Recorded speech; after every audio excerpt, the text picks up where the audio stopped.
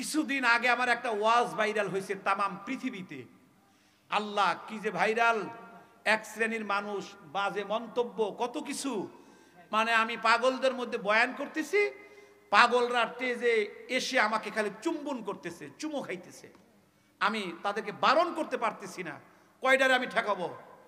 এক শ্রেণীর মানুষ তারা এটার বিরুদ্ধে সমালোচনা, গীবত, যারা গীবত করে আল্লাহর কসম আমার মনে হয় তারা প্রেম জানে না। প্রেম আলাদা বস্তু। যার প্রেমের সিনার মধ্যে প্রেম নাই সে তো মরুভূমির ন্যায়।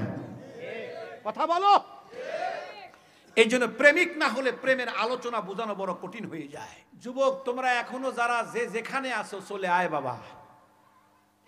জীবনে আর আসতে পারবো কিনা জানি না, তোদের সাথে আর কোনোদিন দেখা হবে কিনা জানি না, তোদের পা ধরতেছি, মিনতি করছি, তোরা মার্কেটে দোকান পাটে যে যেখানে আসোস বাবা তোরা একটু চলে আয়, কারণ এই জায়গায় আল্লাহর প্রেমের গান হইতেছে।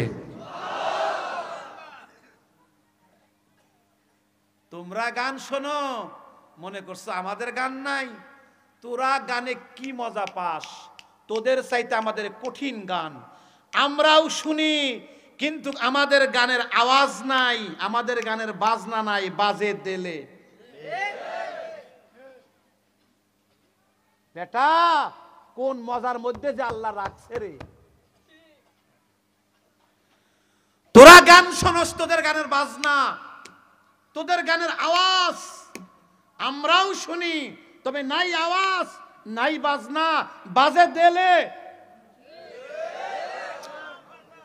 এই কথা কেমনে বুঝাই? আমার কথা বুঝতে হলে তো প্রেমিক লাগবে, কারণ প্রেমের কথা বুঝতে হলে প্রেমিক ছাড়া হয় না। এই জন্য